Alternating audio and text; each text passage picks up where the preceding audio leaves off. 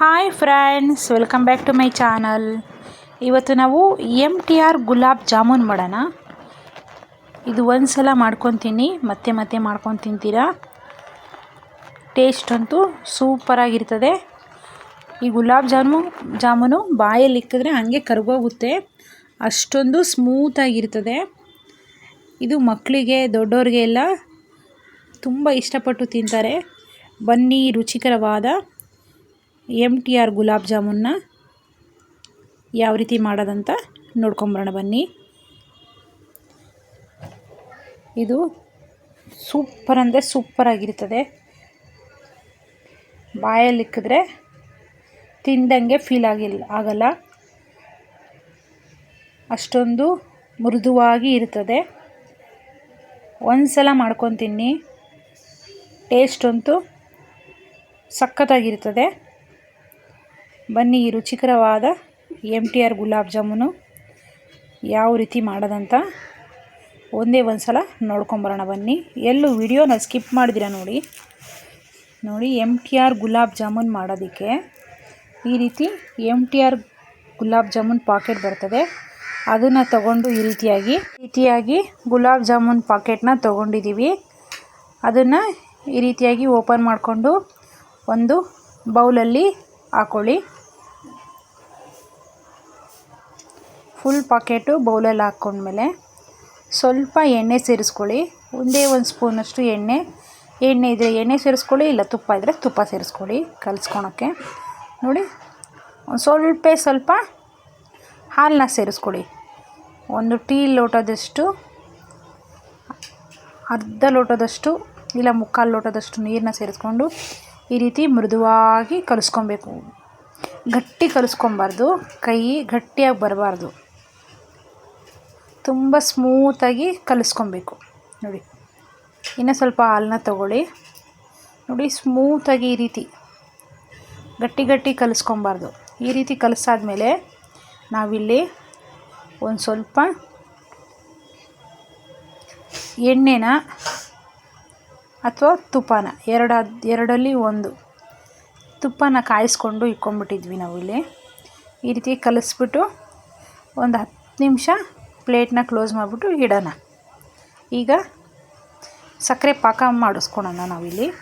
ಸಕ್ಕರೆ ಪಾಕ ಮಾಡಿಸ್ಕೊಳೋಕ್ಕೆ ನಾವಿಲ್ಲಿ 1 ಲೋಟದಷ್ಟು ನಾನಿಲ್ಲಿ 1/4 ಲೀಟ್ರಷ್ಟು ನೀರನ್ನ ಸೇರಿಸ್ಕೊಂಡಿದ್ದೀನಿ. 1/4 ಲೀಟ್ರಿಗೆ 150 ಗ್ರಾಮಷ್ಟು ಸಕ್ಕರೆನ ಸೇರಿಸ್ಕೊಬೇಕು.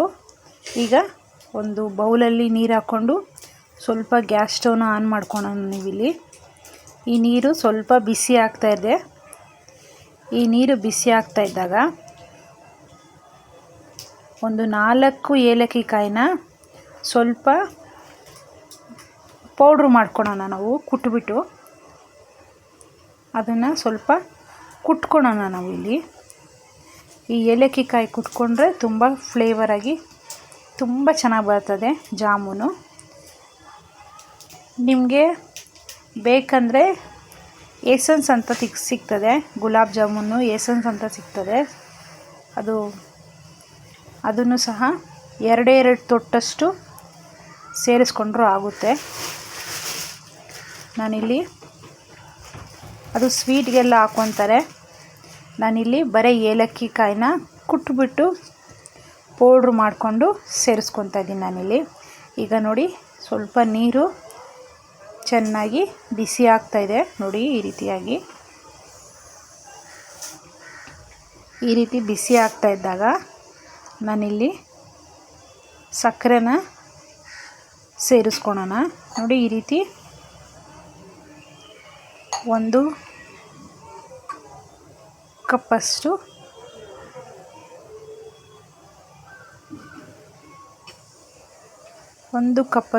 ಪೂರ್ತಿಯಾಗಿ 1 ಕಪ್ಪಷ್ಟು ನಾನಿಲ್ಲಿ ಸಕ್ಕರೆನ ಸೇರಿಸ್ಕೊಂಡು ಪಾಕ ಬರೆಸ್ಕೊತಾ ಇದ್ದೀನಿ. ಪಾಕ ಬರೆಸ್ಕೊಳಕ್ಕೆ ನೋಡಿ, ತುಂಬ ಜಾಸ್ತಿ ಹೈ ಫ್ಲೇಮಲ್ಲಿ ಇಟ್ಕೊಂಡು ಈ ಪಾಕನ ಸಿದಿಸ್ಕೊಬಾರ್ದು. ಸ್ವಲ್ಪ ದಪ್ಪ ಇರೋ ಪಾತ್ರೆನೇ ಇಟ್ಕೊಂಡು ನೀಟಾಗಿ ಪಾಕ ಬರೆಸ್ಕೊಂಡ್ರೆ ತುಂಬ ಚೆನ್ನಾಗಿ ಬರ್ತದೆ. ಈಗ ನೀರು ಸಹ ಚೆನ್ನಾಗಿ ಬಿಸಿ ಆಗ್ತಾಯಿದೆ ನೋಡಿ. ಈ ರೀತಿಯಾಗಿ ಚೆನ್ನಾಗಿ ಬಿಸಿ ಆಗ್ತಾಯಿದೆ. ಈ ರೀತಿಯಾಗಿ ಗೊತ್ತಾಗ್ತಾಯಿದೆ ನೋಡಿ. ಈ ರೀತಿಯಾಗಿ ಈಗ ನಾನು ಜಾಮೂನು ಸಹ ಕಲಿಸ್ಕೊಂಡು ಆ ಶೀಟ್ನ ಇಕ್ಕಿದ್ದೆ. ಒಂದು 10 ನಿಮಿಷ ಅಷ್ಟು ರೆಸ್ಟ್ ಮಾಡೋಕ್ಕೆ ಇಕ್ಕಿದ್ದೆ. ಅದು ಸ್ವಲ್ಪ ಸ್ಮೂತಾಗಿ ಆಗುತ್ತೆ ಅಂತ. ಈ ರೀತಿ ಒಂದು ಸಲ ಮಿಕ್ಸ್ ಮಾಡ್ಕೊಳ್ಳಿ. ಸಕ್ಕರೆನ ನೀರಲ್ಲಿ ಚೆನ್ನಾಗಿ ಈ ರೀತಿಯಾಗಿ ಮಿಕ್ಸ್ ಮಾಡ್ಕೊಳ್ಳಿ. ಈಗ ಹೈ ಫ್ಲೇಮಲ್ಲೇ ಇಟ್ಕೊಂಡಿದ್ವಿ. ನೋಡಿಕೊಂಡು ನಿಮ್ಗೆ ಎಷ್ಟು ಉರಿ ಬೇಕೋ ಅಷ್ಟು ಉರಿನ ಇಟ್ಕೊಬೇಕು. ಈ ರೀತಿಯಾಗಿ ನೋಡಿ, ಸೈಡಲ್ಲೆಲ್ಲ ಬಬಲ್ಸ್ ಥರ ಬರ್ತಾಯಿದೆ ನೋಡಿ. ಚೆನ್ನಾಗಿ ಈಗ ಪಾಕ ಬರೋಕ್ಕೆ ರೆಡಿ ಆಗ್ತಾಯಿದೆ ನೋಡಿ. ಈ ರೀತಿಯಾಗಿ ಈಗ ಒಂದು 10 ನಿಮಿಷ ಆಗಿತ್ತು.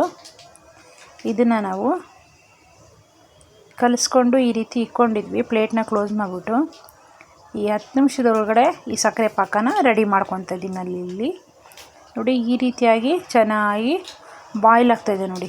ಚೆನ್ನಾಗಿ ಬಾಯ್ಲ್ ಆಗಬೇಕು, ಆಗಲೇ ಸಕ್ಕರೆ ಪಾಕ ಕ್ಲೀನಾಗಿ ಬರೋದು. ಈ ರೀತಿಯಾಗಿ ಚೆನ್ನಾಗಿ ನೀರು ಚೆನ್ನಾಗಿ ಬಾಯ್ಲ್ ಆಗಬೇಕು. ಆಗ ಸಕ್ಕರೆ ಪಾಕ ಗಟ್ಟಿಯಾಗಿ, ತುಂಬ ಗಟ್ಟಿಯಾಗೂ ಇರಬಾರ್ದು, ಲಿಕ್ವಿಡಾಗೂ ಇರಬಾರ್ದು, ಮೀಡಿಯಮ್ ಆಗಿ ಸ್ವಲ್ಪ ಮಂದಕ್ಕಿರಬೇಕು. ಆಗ ತುಂಬ ಚೆನ್ನಾಗಿ ಸಕ್ಕರೆ ಪಾಕ ಬರ್ತದೆ. ಈಗ ನೋಡಿ, ಆ ಏಲಕ್ಕಿ ಚಿಪ್ಪೇನು ಇರ್ತದಲ್ವ, ಅದನ್ನು ಹಾಕ್ಬಿಟ್ಟು ಏಲಕ್ಕಿ ಪೌಡ್ರನ್ನು ಹಾಕ್ಬಿಡಿ. ಆಗ ಟೇಸ್ಟು ಸಖತ್ತಾಗಿ ಬರ್ತದೆ. ಕಲಿಸ್ಕೊಂಡಾಗ ನಾವು ಇಲ್ಲಿ ಏಲಕ್ಕಿ ಪೌಡ್ರನ್ನ ಸೇರಿಸ್ಕೊಂಡಿಲ್ಲ, ಪಾಕಕ್ಕೆ ನಾವು ಏಲಕ್ಕಿ ಪೌಡ್ರನ್ನ ಸೇರಿಸ್ಕೊಂಡಿರೋದು ನೋಡಿ. ಇವಾಗ ಈ ರೀತಿಯಾಗಿ ಚೆಕ್ ಮಾಡ್ಕೊಬೇಕು. ಒಂದು ಸ್ವಲ್ಪ ಪಾಕ ಬಂದಿದೆ. ಇನ್ನೊಂದು ಸ್ವಲ್ಪ ಒಂದೇ 2 ನಿಮಿಷ 5 ನಿಮಿಷ ಕಾಲ ಇಕ್ಕಿದ್ರೆ ಪಾಕ ಬಂದ್ಬಿಡ್ತದೆ. ಇದು ಇನ್ನೊಂದು 2 ನಿಮಿಷ ಕಾಲ ನೋಡಿ. ಇವಾಗ ಚೆನ್ನಾಗಿ ಬಾಯ್ಲ್ ಆಗ್ತಾಯಿದೆ ಇದು. ಈಗ ಸಕ್ಕರೆ ಪಾಕ ರೆಡಿಯಾಗಿದೆ. ಈಗ ನಾವು ಕಲಿಸ್ಕೊಂಡಿದ್ವಲ್ಲ ಜಾಮೂನ್ನ, ಅದನ್ನು ಉಂಡೆ ಮಾಡ್ಕೊಂಡಿದ್ವಿ. ಉಂಡೆ ಮಾಡಿ ಈ ರೀತಿ ಬಾಣಲಿ ಇಕ್ಕಿ ಒಂದು ಎಣ್ಣೆನ ಚೆನ್ನಾಗಿ ಕಾಯಿಸ್ಕೊಂಡಿದ್ದೀವಿ. ಮೀಡಿಯಮ್ಮಾಗಿ ಎಣ್ಣೆ ಕಾಯಿಸ್ಕೊಬೇಕು. ಜಾಸ್ತಿ ಹೈ ಫ್ಲೇಮಲ್ಲೂ ಇಟ್ಕೊಬಾರ್ದು, ಯಾಕಂದರೆ ಸೀದೋಗುತ್ತೆ. ಜಾಸ್ತಿ ಹೈ ಫ್ಲೇಮಲ್ಲಿ ಇಟ್ಕೊಂಬಿಟ್ರೆ ಸೀದೋಗುತ್ತೆ. ಮೀಡಿಯಮ್ ಆಗಿರೋವಾಗಲೇ ಮಾಡ್ಕೊಬೇಕು. ಈಗ ನೋಡಿ, ಎಣ್ಣೆನೂ ಮೀಡಿಯಮ್ಮಾಗಿ ಬೆಚ್ಚಗೆ ಕಾಯ್ದಿದೆ. ಈಗ ಒಂದೊಂದೇ ಜಾಮೂನ್ನ ಈ ರೀತಿಯಾಗಿ ರೌಂಡ್ ಮಾಡಿಕೊಂಡು, ನಿಮಗೆ ಯಾವ ಶೇಪ್ ಬೇಕೋ ಅದನ್ನು ಆ ಶೇಪ್ ಮಾಡಿಕೊಂಡು ಈ ರೀತಿ ಕಲಿಸ್ಕೊಂಡು ಒಂದು ಕಡೆ ಸೈಡ್ ಆದಮೇಲೆ ಒಂದು 2 ನಿಮಿಷ ಕಾಲ ಬಿಟ್ಟು ತಿರುಗಿಸ್ಕೊಡಿ. ಯಾಕಂದರೆ ಒಡೆದೋಗೋ ಚಾನ್ಸಸ್ ಇರ್ತದೆ. ಇದು ತುಂಬ ಸ್ಮೂತಾಗಿರ್ತದೆ. ಇದು MTR ಗುಲಾಬ್ ಜಾಮೂನ್ದು ಮಿಶ್ರಣ ನೋಡಿ. ಇವಾಗ ಈ ರೀತಿಯಾಗಿ ಹೈ ಫ್ಲೇಮಲ್ಲೇ ಇಟ್ಕೊಂಡಿದ್ವಿ. ಈ ರೀತಿಯಾಗಿ ತಿರುಗಿಸ್ಕೊಡ್ಬೇಕು. ಸ್ವಲ್ಪ ಎಲ್ಲ ಕಡೆ ಕಲ್ಲರು ಬರಬೇಕು. ಆ ರೀತಿಯಾಗಿ ನಾವು ಈ ರೀತಿ ನೋಡಿ, ಈ ರೀತಿಯಾಗಿ ರೌಂಡಕ್ಕೆ ತಿರುಗಿಸ್ಕೊಡ್ಬೇಕು. ಈ ರೀತಿಯಾಗಿ ಆ ಗುಲಾಬ್ ಜಾಮೂನ್ ಎಲ್ಲ ಕ್ಲೀನಾಗಿ ಎಲ್ಲ ಕಡೆಯೂ ರೋಸ್ಟ್ ಆಗಬೇಕು. ಆವಾಗಲೇ ಈ ರೀತಿಯಾಗಿ ತಿರುಗಿಸ್ಕೊಟ್ಟು ನಾವು ಗುಲಾಬ್ ಜಾಮೂನ್ನ ಕ್ಲೀನಾಗಿ ಬೇಯಿಸ್ಕೊಬೇಕು. ಇದನ್ನು ಮೀಡಿಯಮ್ಮಾಗಿ ಉರಿ ಇಟ್ಕೊಳ್ಳಿ, ಜಾಸ್ತಿ ಇಟ್ಕೊಳಕ್ಕೆ ಹೋಗಬೇಡ್ರಿ, ಒಳಗಡೆ ಎಲ್ಲ ಬೇಯೋದಿಲ್ಲ. ಅದಕ್ಕೋಸ್ಕರ ಈ ರೀತಿ ತಿರುಗಿಸ್ಕೊಟ್ಟು ನೋಡಿ, ಈ ಥರ ತಿರುಗಿಸ್ಕೊಡ್ಬೇಕು. ಅದು ರೌಂಡಾಗಿ ಇರ್ತದಲ್ವ, ಒಂದೇ ಸೈಡೇ ಬೆಂದ್ಬಿಡ್ತದೆ, ಇನ್ನೊಂದು ಸೈಡು ಬೆಂದೋದಿಲ್ಲ. ಈ ರೀತಿಯಾಗಿ ಆದಮೇಲೆ ನೋಡಿ, ಈ ರೀತಿಯಾಗಿ ತೊಗೊಂಡಿದ್ದೀವಿ. ಈ ಕಲ್ಲರಷ್ಟು ಆಗಿರಬೇಕು.